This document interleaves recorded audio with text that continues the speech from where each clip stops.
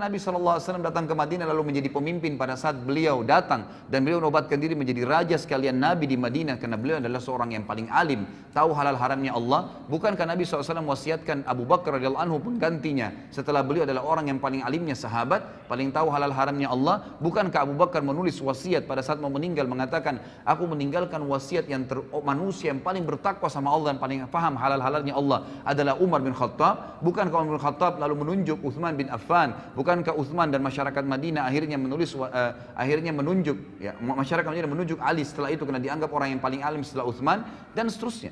Kita lihat bagaimana Khulafaur Rasyidin menunjukkan adalah ulama. Ya. Apa kata Nabi SAW dalam hadis Sahih riwayat Al-Hakim? Sayati umara'u sufaha.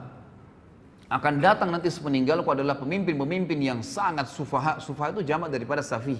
Dan orang Arab ini ikhwah menyebutkan kata-kata safih itu kalau bodohnya super bodoh. Namanya. Kalau jahal itu artinya bodoh masih ada pinternya. Tapi kalau safih itu artinya bodoh yang tidak ada di tahu apa-apa. Orang yang tidak tahu, tidak ada informasi apapun dengan dia. Maka apa kata Nabi SAW? Akan datang pemimpin-pemimpin yang sufaha, yang bodohnya luar biasa. Kenapa Nabi SAW katakan bodoh? Beliau lanjutkan hadis yang mengatakan umara'u la yahtaduna bihaddi wa la yastannuna bisunnati. Pemimpin-pemimpin yang tidak akan pernah mengambil petunjuk dariku, nggak mau nunjuk petunjuk Nabi Muhammad SAW, tidak mau tahu halal haramnya Nabi SAW. Nabi SAW ya seorang Nabi Muslim, ya sudahlah, saya juga Muslim, tapi nggak hubungannya dengan politik saya. Subhanallah.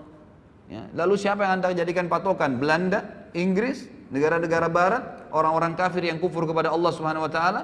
Lahirlah sistem demokrasi yang akhirnya siapa yang paling banyak suaranya, siapa yang paling kuat, ya orang masanya maka dia yang menang walaupun dia bodoh. Subhanallah khalik, gitu kan? Ini luar biasa karena kita jahilnya, kita tidak tahu tentang apa yang diajarkan Nabi SAW dan kita tidak sidq, kita tidak mempercayai itu. Seakan-akan ragu, benar nggak Islam nih? Benar nggak Islam itu bisa ngatur politik? Padahal 1345 tahun kita memimpin dunia. Bagaimana anda masih ragu dengan masalah itu? Lalu kata Nabi SAW, wa yastannuna bisunnati, dan tidak pernah ngikutin sunnah-sunnahku. Kita lihat sekarang negara-negara Islam. Jadi kacau balau, jadi gampang semuanya diobrak-abrik. Jadi gampang, tak naik pemimpin, ya tidak ada opsi lagi. Ini atau itu, dua-duanya nggak baik, dua-duanya begini. Karena anda tidak kembali kepada sistem yang sebenarnya. Allah Azza wa Jalla sudah tuntunkan di dalam kitabnya. Jadi kata Allah Subhanahu Wa Taala, dan orang-orang yang mentaati Allah dan Rasulnya dalam segala lini ikhwah, Al-Quran dan Sunnah di atas segalanya, Allah dan Rasulnya di atas segalanya, di atas politik, di atas ekonomi, di atas rumah tangga, di atas jabatan, di atas pendapatan, di atas segala-galanya. Itu baru dikatakan orang itu sidq, orang yang benar-benar yakin dan percaya penuh terhadap apa yang Allah dan Rasulnya turunkan.